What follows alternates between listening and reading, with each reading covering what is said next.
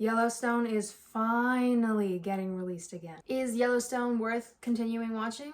You're damn right it is. Now, if you're thinking the first few episodes are a shit show, trying to scramble and make it work, at least just give it a chance until the end of episode 11. It has good writing, it has some surprising things to make you grip the edge of your seat, like the same Yellowstone feel to it. High stakes. And if you hate it, you can come back and tell me you think I'm an idiot. Obviously, absolutely nobody would believe that John would commit suicide. That's not him.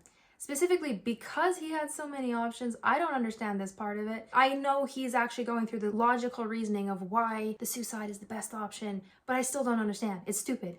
I'm sure they would have done a lot better had they planted some evidence to make it look like somebody else did it.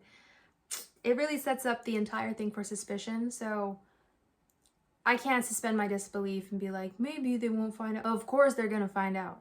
Man, this piece of shit is such a little bitch. I really thought he did it because of me. No, you did not. The cognitive dissonance, the mental gymnastics he had to do within himself to convince himself that conversation didn't happen. The girlfriend that benefits from this thing happening, yeah, she's gonna make it happen.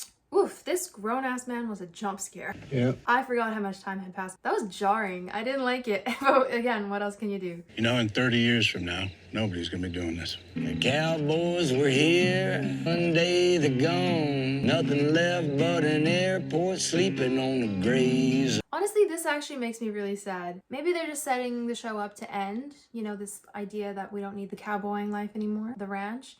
But it actually is true. Farmers are extremely important and they're dying out because of corporations, you know. But the small independent farms, they're definitely feeling the effects of it, and so is everyone else then, consequently, obviously, because we eat their food. Tell your husband thank you for what he does. We know what it takes to put a steak on the plate around here. These livelihoods are being affected directly, and yeah, farmers do a lot. Although they are setting the show up to end, it does seem like Beth is gonna want to move to Texas or something. You can see she's plotting, scheming and plotting like always.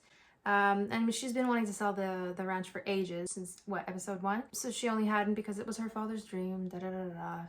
We get it. It's the family dream. I did watch Landman. I'll have a different video kind of going over my thoughts on that. You might feel like this didn't give you much. I agree. Normally I'll go much more in depth and I'll analyze things. I just don't think there's a lot more to analyze than this. Maybe I can make some guesses to what I think will happen. Obviously, they're gonna see that she was murdered. You might find out who paid for it.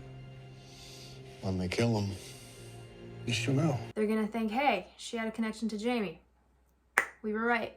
It's gonna unfold, and then Casey is gonna be upset, like, you looked me in the eye and you lied right to my face. He's gonna be pissed. I would be too. I think that they're gonna end up having to sell a bunch of it, like they've said. I don't know all the logistics, but they'll keep a little portion of it, a baby amount for Casey and his family to run the farm, just enough to get by. Beth and Rip are gonna move to Texas, I guess, be a ranch hand, I don't know. Somewhere else by the end of the season. Not like they have much choice, but Jamie, I think he's gonna go to prison. And that's that. I wonder how it would have gone if that other son, Lee, had survived. I work in film. They probably shot a few of the first few episodes already. They do it non-linearly, so like out of order, hoping that the negotiations would work out, the timing, scheduling, and it just didn't. And then they realized they quickly rewrote everything and had to reshoot whatever didn't line up with whatever first arc they had planned. And I would like to know what they were planning for this season. If it had gone, you know, the way it should have. Rewrite things, reschedule, and then they just combined both of those story arcs, the storylines together for those first few episodes back. Then I guess from, it looks like episode 11 onwards, besides a few flash forwards, now it's starting to look like it's new stuff filmed, like the whole new direction that they've had to take, obviously cutting John out of it. I'm sure that they burned through a lot of money with rewriting and reshooting, so then they had to wait for more funding and more scheduling before the reshoots could happen. It's really too bad. So that's just what I'm guessing happened. You can imagine there's a lot of politics that go into making film and TV. I actually think they did a stand-up job salvaging it. They had to, I'm sure, you know, combine those two story arcs or whatever they had to change up to this point.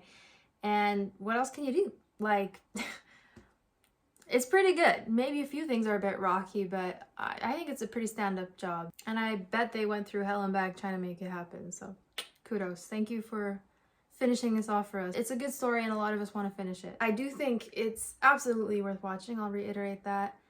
I honestly think this is one of my more boring videos, but please give the other ones a chance if you're interested in the kind of content that I made. Thanks for tuning in.